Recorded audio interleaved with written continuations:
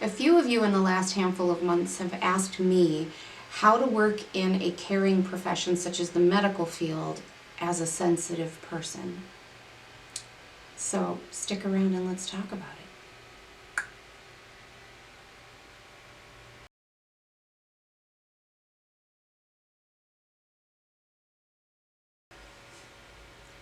Hi, I'm Veronica and welcome to the Wholeness Shift. If this is your first time here, welcome. I'm glad you found me. And if you're already part of our little community and you're coming back, welcome back. You know I love you. I teach people about easy, practical spirituality and how to apply it to your spiritual awakening. We talk about everything on this channel. I don't know that there's any topic off limits. We talk about dreams and aliens and spirit guides and starseeds and all the things. So if this interests you, why don't you consider hitting the subscribe button below, because I wouldn't want you to miss out on anything good. And before we get started, let's call out the elephant in the room. I did a thing. I didn't mean to do this thing. Let's just say that. But everything happens for a reason, so I'm just gonna roll with it. I went in to get a haircut, my first haircut since October of 2019. And at that time, my hair was this length. And then the pandemic hit and everything was closed and I just never went back. I've cut my own hair a few times, so I've probably taken off a good solid foot off of my hair during that time. But my hair had gotten, it was below my shoulder blades. It was pretty long. And so I went in to get a cut, and I wanted and the pictures that I showed her were of like a mid-length cut. I'll try to put the pictures up here, but like a mid-length cut, like somewhere around here, maybe even to my shoulders, but just a mid-length cut with some shaggy layers. Well, she gave me her version of that, and it was so bad. It was so bad. Lord have mercy, it was horrible. She did an awful job. And the only way to fix it was to go even shorter. So here we are. Probably 10 plus years ago, I would have ended up on the floor of my bathroom in fetal position for a week, crying about my hair. But you know what? It's only hair. It grows back. Look how long it had grown in just a few years. Like, it grows back. And I can rock any haircut. I'm claiming it. Like, I can rock any haircut. I've had a short bob most of my life. Didn't really want to go back there this soon, but you know, here we are. So we are just going to make the best of it. It's still rather fresh and my hair is in shock. I am in shock. So, like, give it a few weeks to relax and work out the kinks and, you know, figure itself out, and it's going to be great. And if it's not, it'll grow. I digress. Let's move on. Let's get into this. So if you have been around this channel for any length of time, then you know that I am a nurse. I graduated from nursing school in 2000, May of 2000, right before Amelia was born. So if you think that you have too much on your plate to go do the thing and to make a change in your life, think again. I graduated from nursing school with my RN, pregnant with my fourth baby, and living with an abusive husband who was tormenting me. So it wasn't easy, but where there is a will, there's a way. And if you want to change your life, you can go do it. Okay, moving on. Anyways, I graduated from nursing school in May of 2000, and I have worked as a registered nurse ever since. It's 23 years. And so I have quite a bit of experience with what these commenters are talking about and they're going through. I've joked around in a few other videos about how I used to end up in the emergency room a lot because, like, with chest pain and things like that, because I wasn't shielding my energy and I was feeling the distress of my patients, and I had no idea because I had never even heard of energy shielding or what that meant. I mean, I wasn't familiar with any of this stuff. And so I suffered the consequences of that. So I won't go into too much detail about that because I have made other videos and I will try to find them and link to them below if you're interested. But on a serious note, this can be really difficult. It can be extremely difficult, especially if you're dealing with some very sad or traumatic situations. And I do not want to tap into this energy right now. I want to just get through this video and not cry. So like, Spo me, help me shield my energy, please, because even talking about it, I feel it coming for me. I'm wanting to tap in. Okay, so let's talk about it. First of all, my main bit of advice for this situation is to think very, very carefully and be very intentional about what area or what specialty you choose to work in. I would say that this applies to all nurses, but I would specifically aim this at younger nurses right now because older nurses, they have nothing to prove anymore. They want to like do their job and retire. They don't want to work in the hardest, toughest, most stressful areas anymore. They know better. Younger nurses, they get out of nursing school and they're all full of piss and vinegar and they like want the toughest, most brag-worthy assignments. I work in the ICU, I work in the ER, I work with vascular patients, I work, you know. And so they want the positions that come with bragging rights and status, if you will, like within the nursing community. If you know, you know. And that's awesome because most of us have been there. Most new grads do that. I took my turn working in the ICU and working in the ER. I took my turn doing this and doing that and doing this and doing that. I know. Now I'm a case manager that works from home because I learned better. But let me just say this. I know I'm kind of joking around, but let me just say this.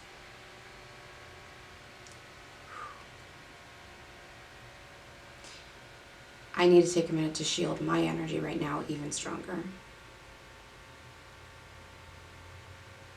I want to observe and not absorb. Okay.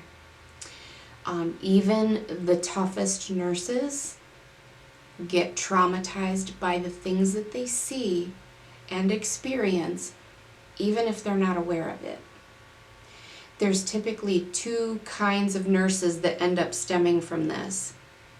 Nurses that aren't aware that they're a highly sensitive person, or maybe aren't a highly sensitive person, who still get a bit traumatized from the things they've gone through, and what happens is they develop a hard, kind of cynical shell with a very dark sense of humor.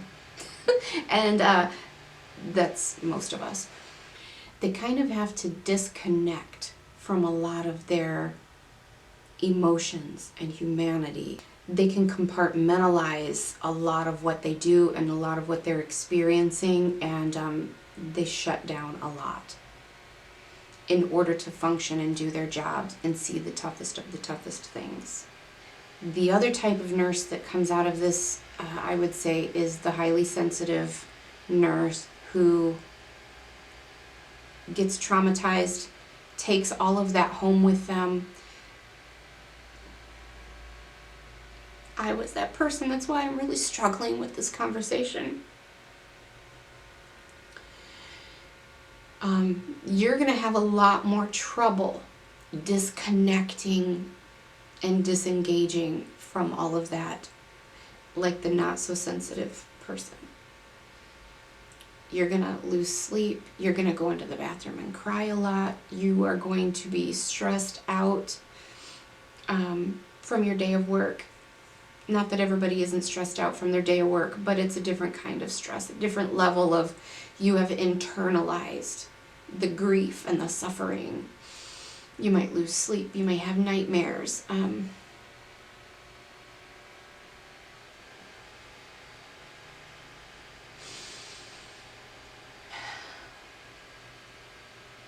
you're going to carry a lot of that trauma and a lot of that pain and suffering.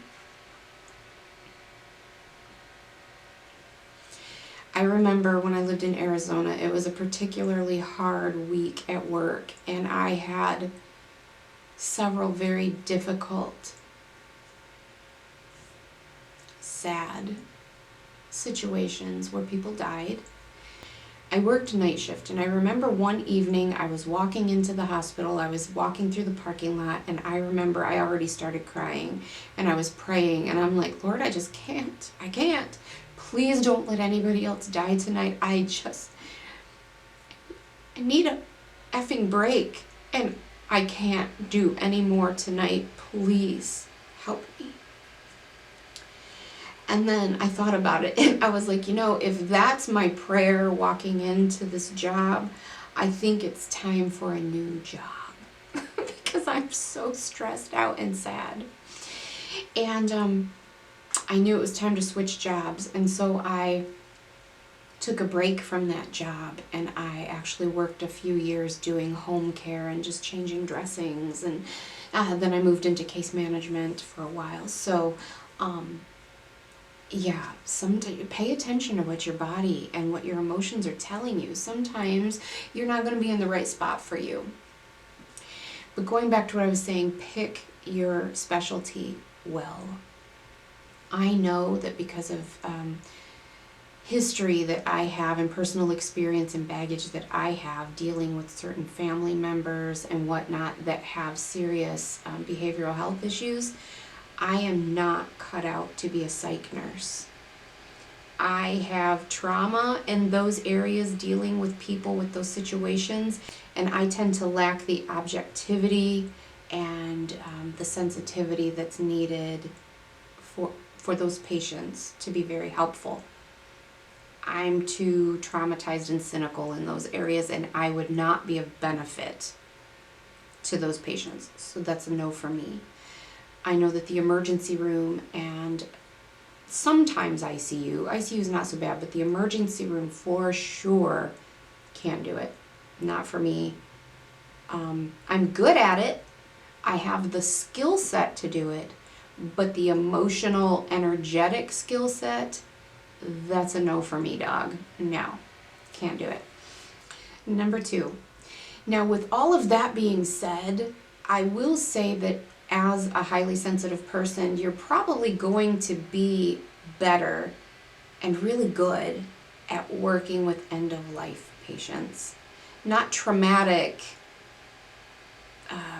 horrible, sad situations, but just normal end-of-life transitioning, hospice, that type of thing.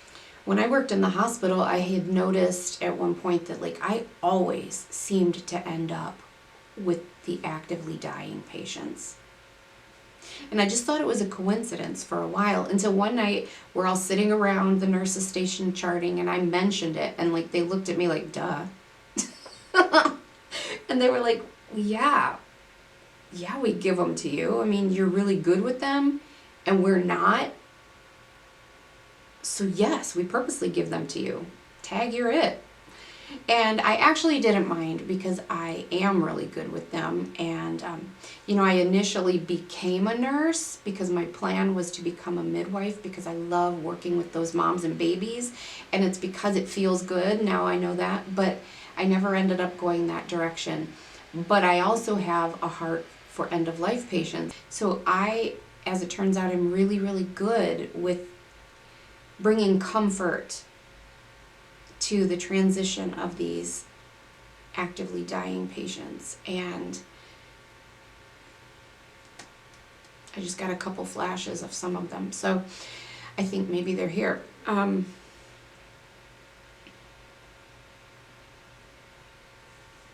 I'm really good at dealing with their families and bringing comfort to their families. I can empathize, because I'm an empath, I can empathize with what they're going through, and I can feel what they're feeling, and I know how to tailor my care and the comfort that I give them to help them the most. So if you're also really good with these kind of people, then hospice might be a place for you. Some people get really freaked out by the thought of that, and I always bear with me here. I'm trying to like make it through this. I always looked at it as a gift. I looked at it kind of like a ministry. Think about it. As nurses, you are invited to be on the inner circle and an eyewitness, first-hand eyewitness in the most intimate and vulnerable and sometimes life-changing moments in people's lives. Moments that no one else would get to see. Moments when they're too sick or weak to even clean themselves or dress themselves. Moments when they're grieving, moments when they're celebrating and they're giving birth, moments when they're dying. So I considered that hallowed ground. How blessed am I to be a witness to these sacred events in people's lives, is the way I always looked at it. But moving on to number 3, say that it's just a normal day at work. It's nothing special, like one of your special patients is passing. That's hard to say.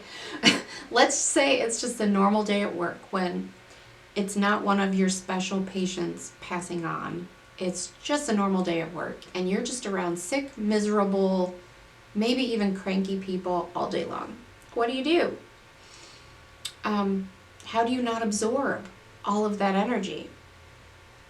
Well, I will link to a video below that I made not too long ago on how to shield your energy, and I think that will benefit you, so go watch that. I would shield my energy before I even walk in the building. Set your intention to observe and not absorb, and then do it again as many times as you need to through that shift. If it's a particularly difficult shift, you might have to do this like once an hour. Oh, I have the hiccups. You might have to do it every half an hour. You do it as you need it. As you feel it stressing you out, stop again, set a boundary. I used to have to literally say to myself, okay, this is mine, this is yours. Or this is yours, this is mine. And, maybe make just a circle, a figure 8 or something, or 2 circles. No one needs to know what you're talking about. Just like go in the bathroom or something and be like, this is yours, this is mine. Like, they don't meet. This is my energy, this is your energy, is what that means. And as a reminder to yourself to set a boundary.